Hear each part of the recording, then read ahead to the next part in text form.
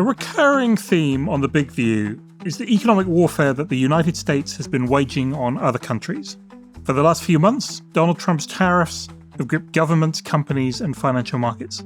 But long before the current president took office, indeed before he even entered the White House for the first time in 2016, the US was using its grip on key choke points in global finance and technology to attack adversaries like Iran and China.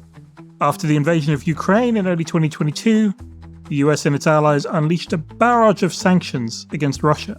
At the same time, President Joe Biden's administration was using raw financial power to lure key manufacturing industries like semiconductors and green energy back to the United States. And now Trump is doing his best to upend the global economic order.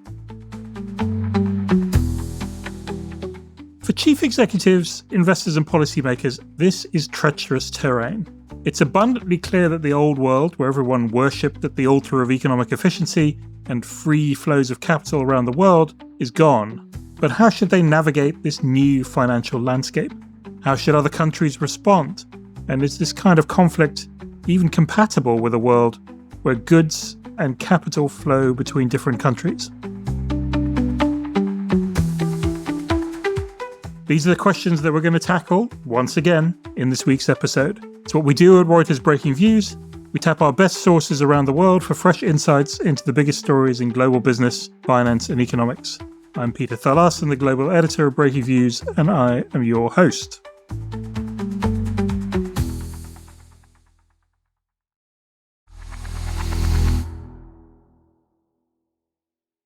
And I'm delighted to say that we have an ideal guest to explore all of this on the show this week, Daleep Singh. Daleep is currently Vice Chair, Chief Global Economist, and Head of Global Macroeconomic Research at PGIM Fixed Income, the asset management arm of the US insurance giant.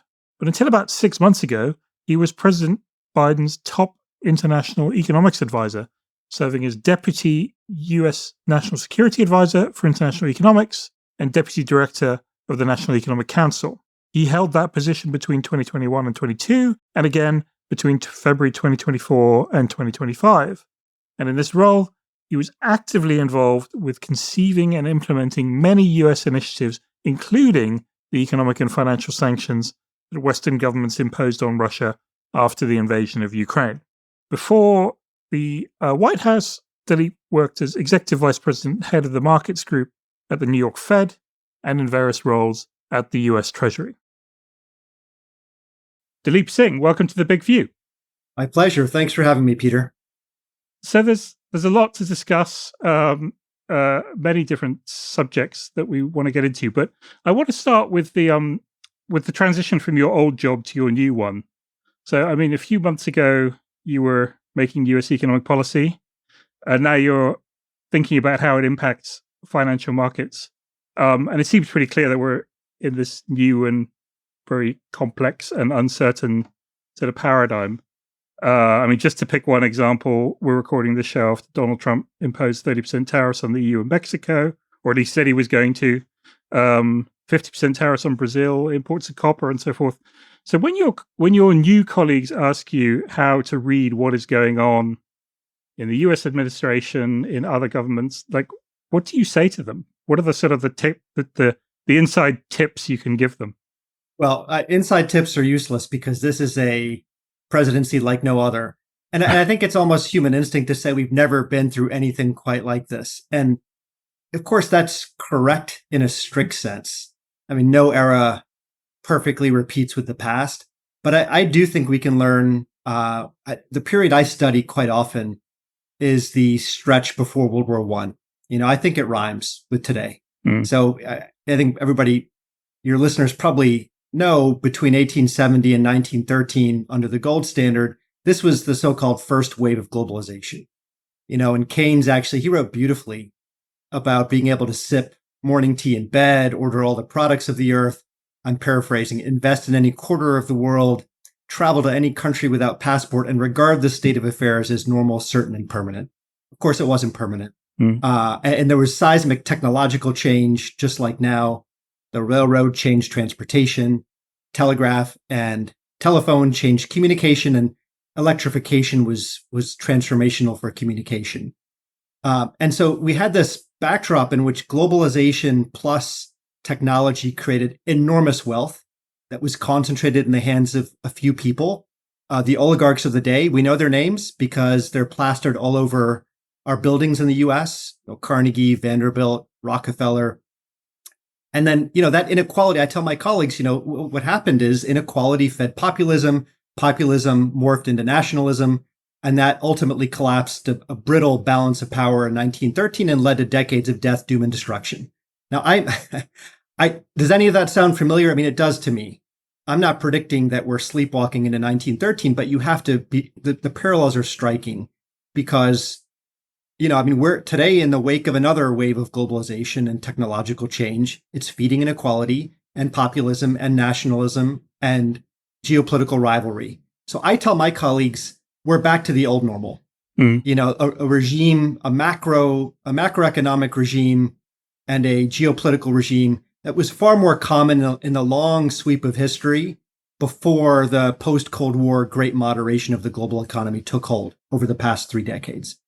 And in that old normal, we had long stretches of bull market runs, just to connect this to financial markets, long bull runs punctuated by panic and regime shift. And the big mistake for those who were in the markets, be fascinating if there was an oral history, but there was a systematic unwillingness or inability to see how it could all come apart. So, that era jives with me. I think the structural anchors today on growth and inflation and risk premia and interest rates, they're loosening. The demand side and the supply side are both in flux because central banks are no longer the only game in town. We have monetary policy moving alongside fiscal policy and trade policy and foreign policy. They're all active at the same time for the first period in memory. And so the real judgment, I think, is this. Will the positive tailwinds from technological change and the diffusion of those technologies, AI, quantum, fusion, robotics, will those positives outweigh the headwinds from the fracturing of the global economy that could very well push us into competing blocks? That's the central question.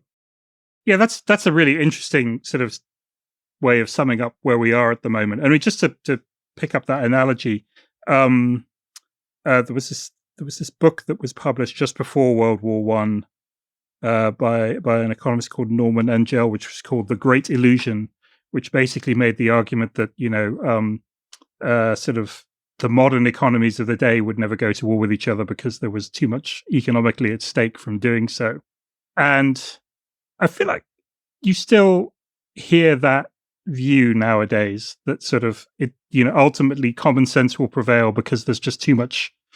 There's too much to lose by sort of getting into conflict or kind of breaking apart some of these systems we created. I mean, it sounds to me like you're not quite so optimistic on that front. Well, the logic was sound that economic interdependence fosters global peace. That the logic is fine so long as the great powers of the day are bought into the existing architecture and the hierarchy that prevails. But I think the cold, harsh reality is we're living in a deeply second best world in which both Russia and China have expressed and revealed a desire to upend the American-led international order. And they both have the capacity to do so in different ways. Russia can't punch at the strategic weight of China, but it's willing to take more risk, and its leadership arguably feels more deeply aggrieved. And then China is a near peer competitor to the US across economic, military, and technological dimensions. And so that interdependence can be weaponized.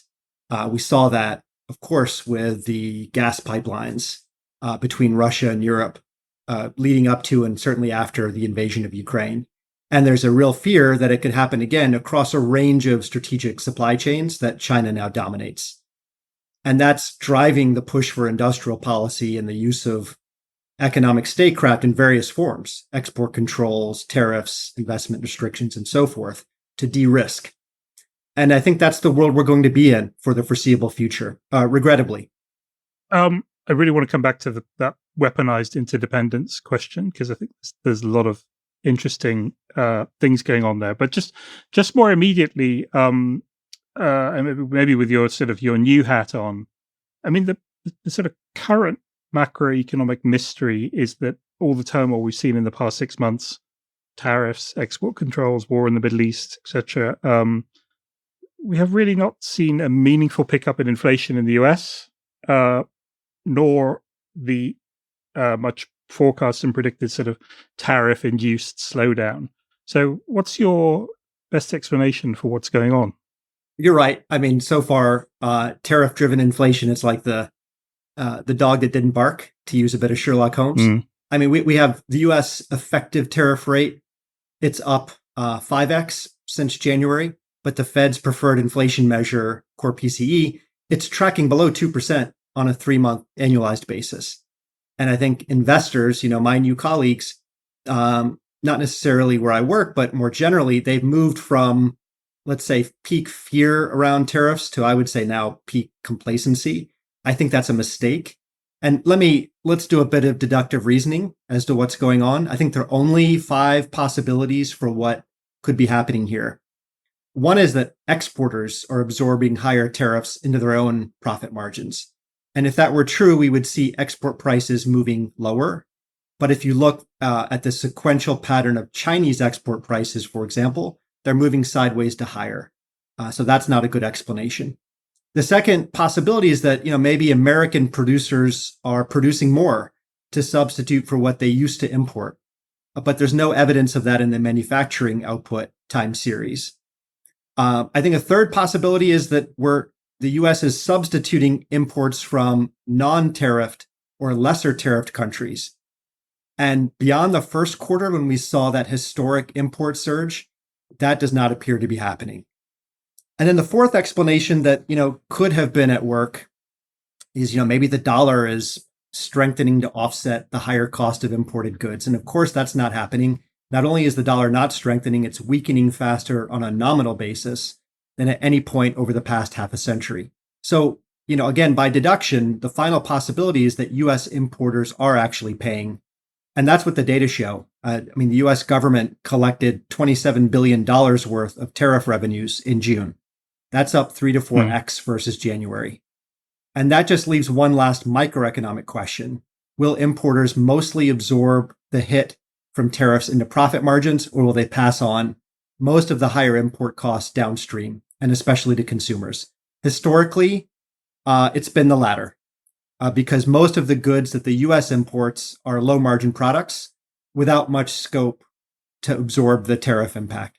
And so I think it's coming. The inflation hit's coming probably in Q3 and Q4.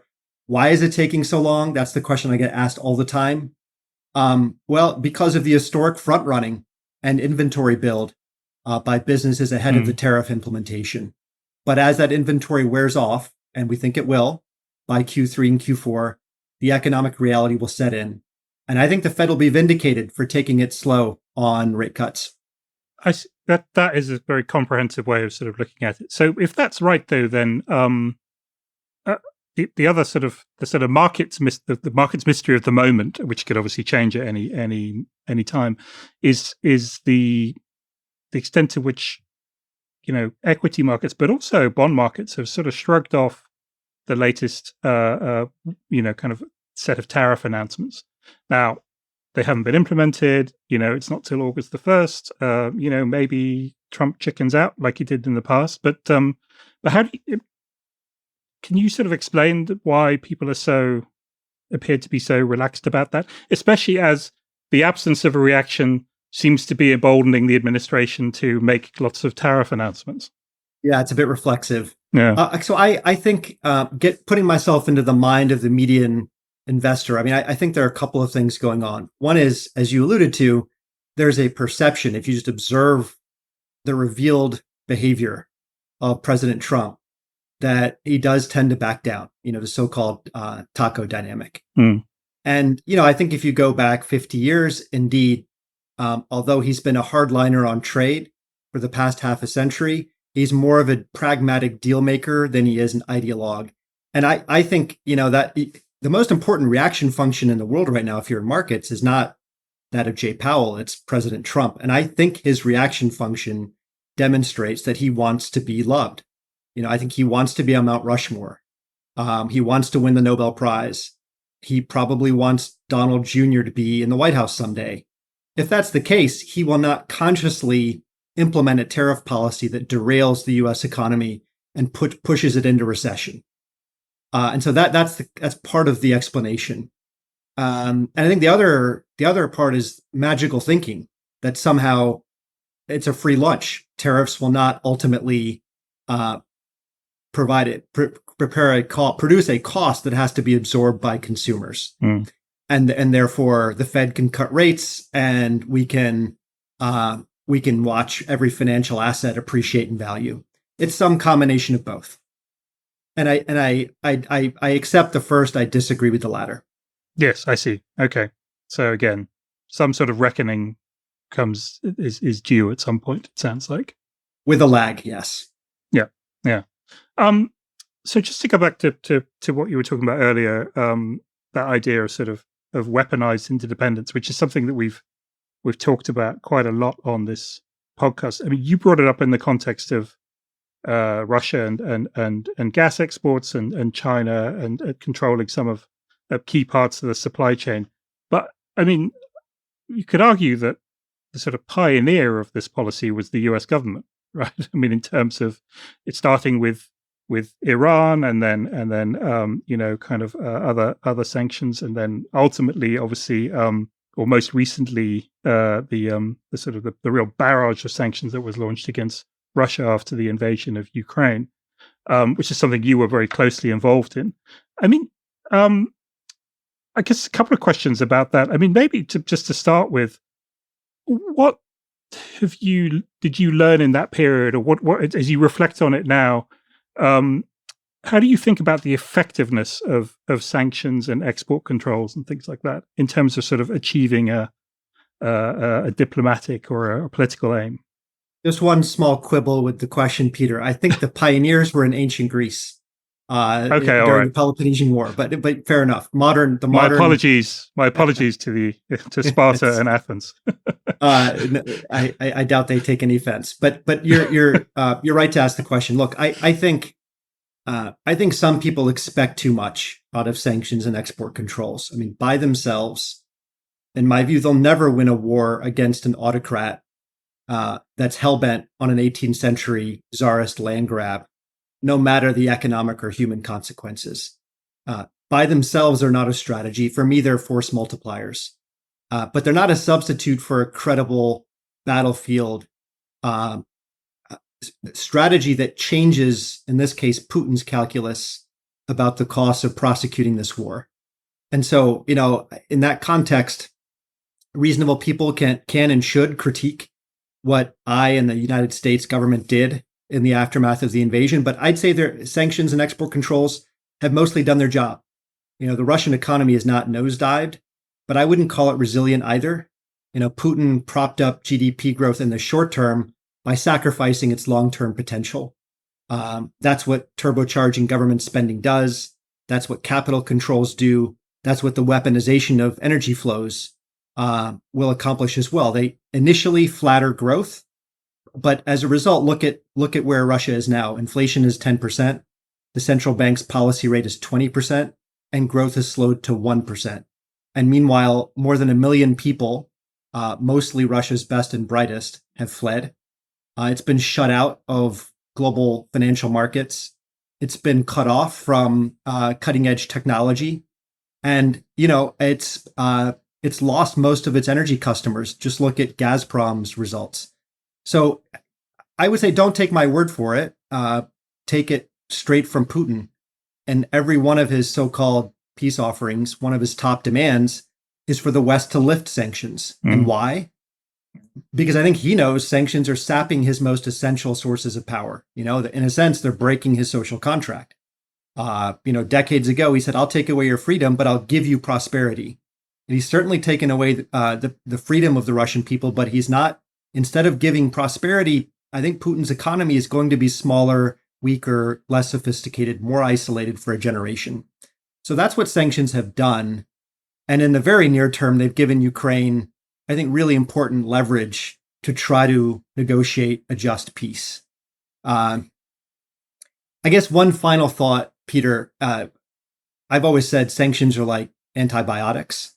So the more you use them, the greater the resistance. And eventually they lose force entirely if you don't increase the dose. And so I think right now, as we speak today, the most important thing for the West to do is to strengthen Ukraine's hand by adapting sanctions. And that means really looking hard at the possibility of secondary sanctions on Russian oil, particularly with global energy supplies more balanced than they've been at any point since the war began. I think it means looking at secondary sanctions on all Russian banks, which would implicate Chinese institutions that are financing the flow of dual-use weapons to the battlefield. And I also think it means harnessing the full value, the principal value of the frozen reserves to finance Ukraine's fight. And really, I mean, to be completely reductive about it, to challenge the assumption by President Putin that the West is going to fatigue in supporting Ukraine. Yeah. There's a couple of interesting things there, but just very specifically on the frozen central bank assets, I think it's about $300 billion now. You, in the past, in sort of previous life, you worked on a proposal, actually with my colleague Hugo Dixon, who's a commentator at Breaking Views, about ways to sort of use those assets as collateral for a loan to Ukraine, for example, offset against reparations and so forth. I just wondered sort of, there were multiple proposals that did the rounds, and obviously there's been a change of administration in the US since then. How do you assess that? Do you think those assets will ever find their way to Ukraine in one way or another? I do. It's both my hope and my expectation. I mean, let me put it this way. Most Western political leaders and their constituencies believe the fight for freedom by 45 million innocent people in the heart of Europe is a cause worth financing. But they also feel cautious about adding to taxpayer burdens when fiscal space is mostly exhausted and other spending needs are high. So that just means the political path of least resistance is to find a way to make Russia pay without risking further damage to the G7 reputation as a safe place to hold foreign reserves. And when I was in office, the Biden administration brokered a deal to harness $50 billion worth of value from the future cash flows of the frozen reserves without violating the rule of law in any jurisdiction and while maintaining solidarity among G7 countries. So now the question is whether the EU alone or the EU with the United States and other G7 countries, can they collectively step up and harness the full principal value, over $300 billion worth, that's held in their jurisdictions? And, I think there are plausible paths to getting there in a credible way. As you mentioned, I proposed one such path with Lee Buchheit and your colleague Hugo Dixon several years ago. And it's as you described, it's essentially the idea is to establish a reparation claim against Russia that gets set off against the liability of the frozen central bank reserves. And that would allow for immediate disbursements to Ukraine while the fight is ongoing. But, I think bottom line, the risk of freezing the reserves was already taken 3.5 years ago. The only question that remains is whether we'll get a full return on the risk already taken.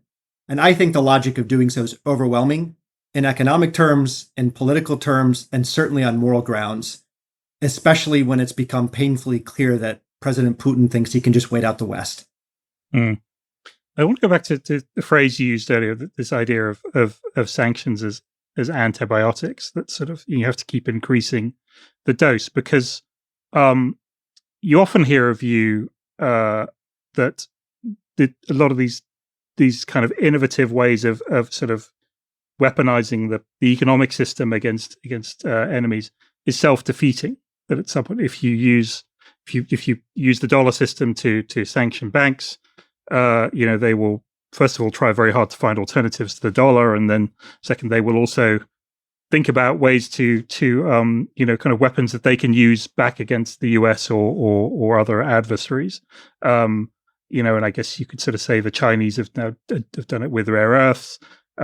the Europeans seem to be trying to think about ways in which they could retaliate against the US because of tariffs. Is there an element here that is sort of inevitable that we get an escalation and that then kind of creates further cracks in the system? Well, I do think we need limiting principles for the use of these types of tools, these right. so-called tools of economic coercion, sanctions, export controls, price caps, investment restrictions, and so on. I mean, I would actually go so far as to say we need a doctrine of economic statecraft for when, why, how, to what extent these tools are used. And the reason why is much like the rationale for the Geneva Convention. If we don't have limiting principles, then the leading powers of the world are going to invite reciprocal harm. And the increased usage of these tools will undercut their own legitimacy and therefore effectiveness, because other countries will disengage from the prevailing dollar-based financial architecture and try to hedge or find a competing or parallel architecture to buy into. So I think it's in America's interest in the first instance to articulate a set of guiding principles. For example, we should only use overwhelming economic force sparingly when global peace and security are at risk. And, these types of measures should be coordinated to the full extent possible so that it's not seen as the unilateral exercise of brute economic force, but rather the collective defense of a shared purpose. They should be flexible so you can ratchet them higher or lower. They should be responsible so as not to target the civilian population, so on and so forth. I think we need limiting principles desperately. But look, export controls, that's a different conversation in a way. Because there we're talking about the technological crown jewels of the US economy. And, in my view, you're never going to export control your way to prosperity. And America should never forget that its superpowers from creation have been the ability to attract talent and then invest in big ideas, innovate at pace and scale, and then inspire. That's been the story, going back to the railroad and the telegraph and electrification, what I alluded to in the late 1800s, but then also after World War II, the post-Sputnik era, if you like, in which DARPA gave birth to nearly every invention of the digital era. So the point I'm making is that is the Defense Research Agency, right? That's right. Yeah. And it's charged with seeding big ideas that the private sector can commercialize. But basically, by being a first mover, it can create the potential for an industry to change our economic and national security trajectory for the better. But that's been the best tradition of American innovation, bringing together business, government, and academia.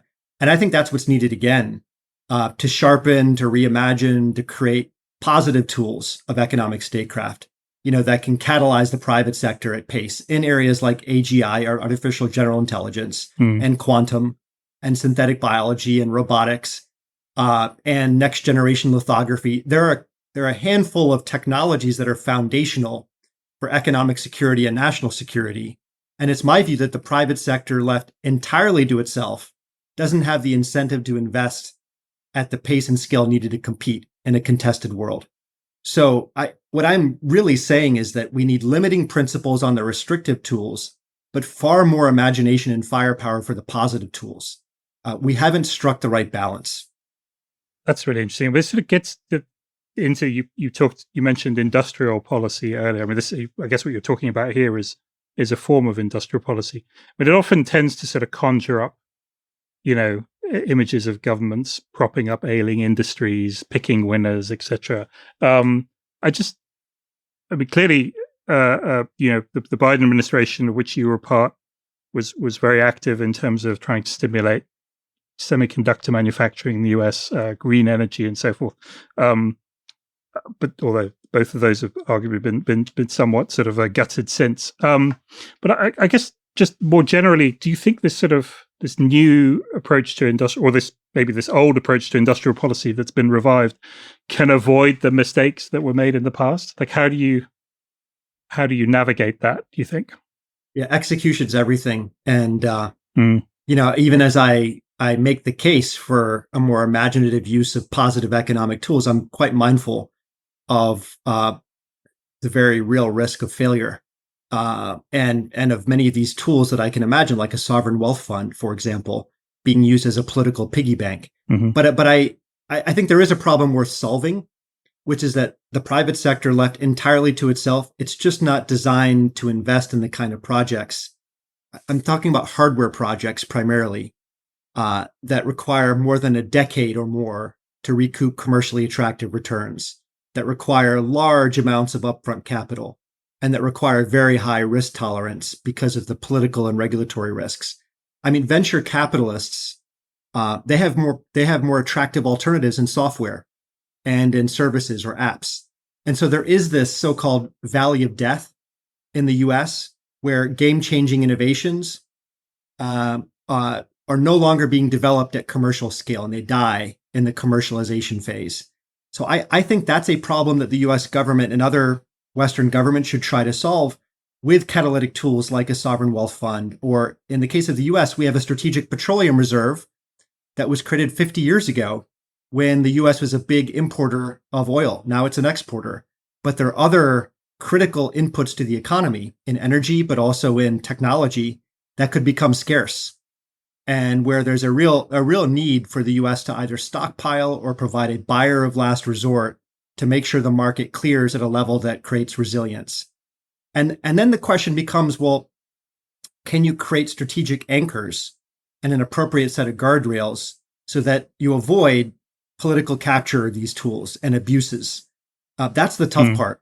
I think we do have models. I mean, if you go back to the 1930s, the Reconstruction Finance Corporation after the New Deal was really what paved the way for the US reindustrialization leading into and coming out of World War II.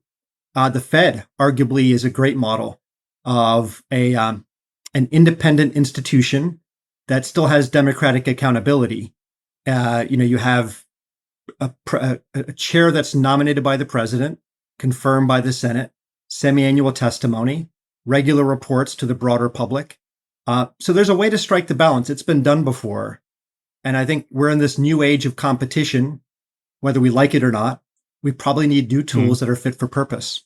Yeah, I like the idea of sort of the government as the buyer of last resort. I think you were arguing recently for something similar with lithium, I believe. That's right. Is there a sense here that there's a sort of either or there? If you're the government and you have a certain amount of money to put to work, that you can either sort of invest in things, or you can subsidize them, or you could actually set yourself up on the other side of the sort of supply demand equation and be the buyer. Are they somewhat interchangeable, those things, or are they just different solutions to different problems?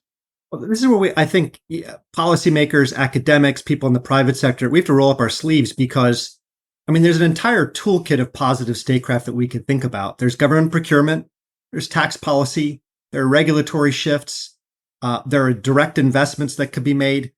And, I think we have to assess every supply chain that you want to revitalize is going to have a different market structure. The microeconomics will be different. And therefore, the interventions that are optimal will also differ. And then you have to put it into the global context. If you use industrial policy in the way that I'm describing, you've got to recognize this is like multiplayer, multi-stage game theory. The US gets to make choices about its industrial policy, but so does China, so does Europe, so do many other countries. And are you net better off in equilibrium if other players are using their tools over the course of time? And you have to factor in, of course, the opportunity cost from spending taxpayer resources on these types of interventions relative to your next best alternative. That's really complicated. And to your point, we haven't really done this in 40 years. I don't even think we have the models that can simulate the kind of complex economic interactions that will play out over the steady state. So this is where I think Japan is actually really interesting. They launched the first cabinet level Department of Economic Security among advanced economies.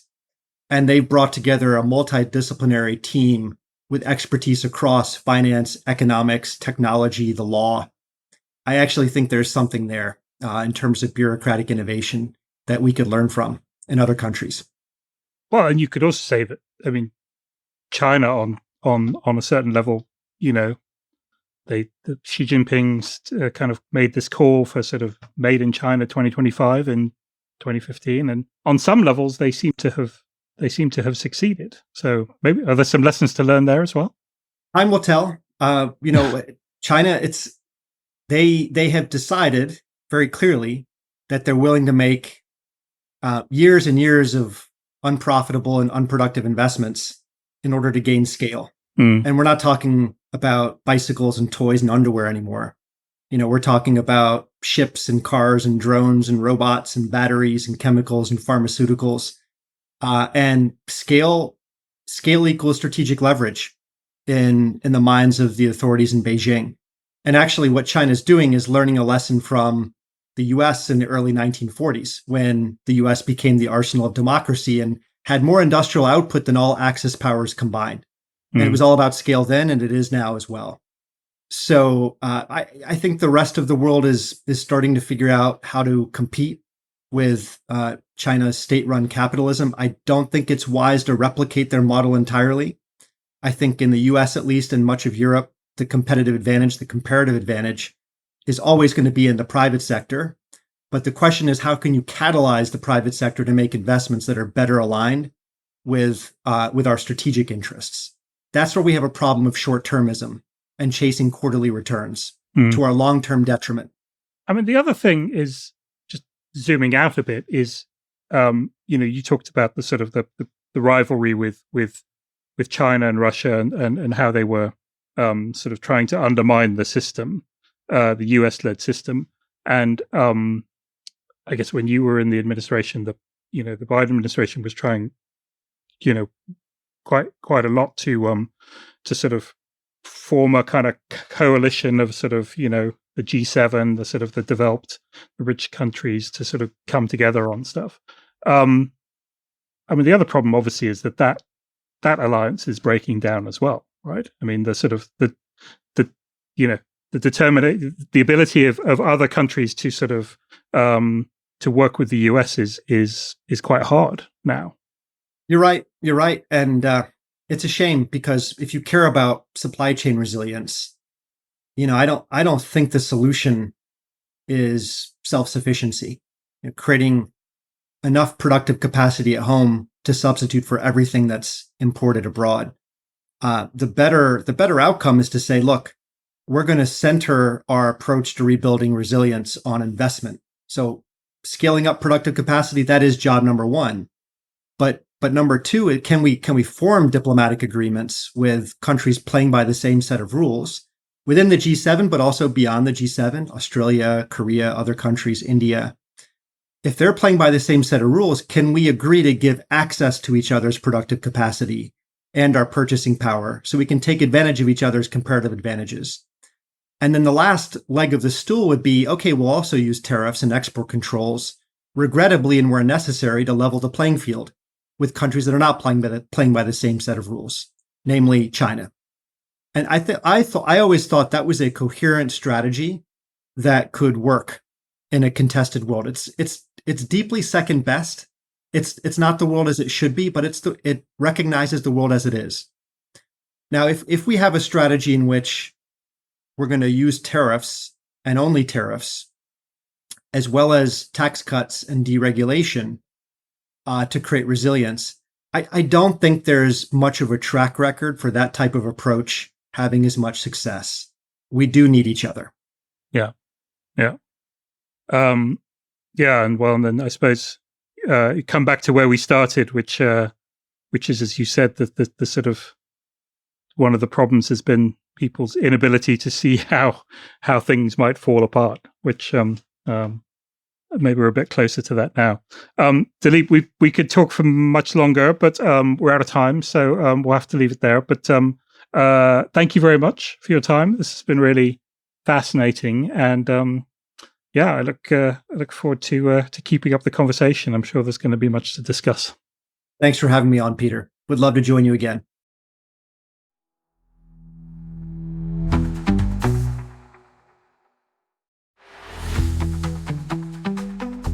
That's it for this week. Thanks to Dalip for that fascinating conversation, and as always, thanks to you for tuning in. This podcast was produced by Oliver Tazich in London. You can listen to a new episode of The Big View every Tuesday on the Reuters app or your favourite platform. Don't forget to check out our sister podcast Viewsroom, a lively conversation between Reuters Breaking Views columnists, as well as the other great podcasts from the Reuters team, Reuters World News every day and Reuters Econ World. If you liked what you heard, please follow The Big View and leave a comment to let us know what you thought. And don't forget to check out our views on the biggest stories in business and finance every day at breakingviews.com and reuters.com.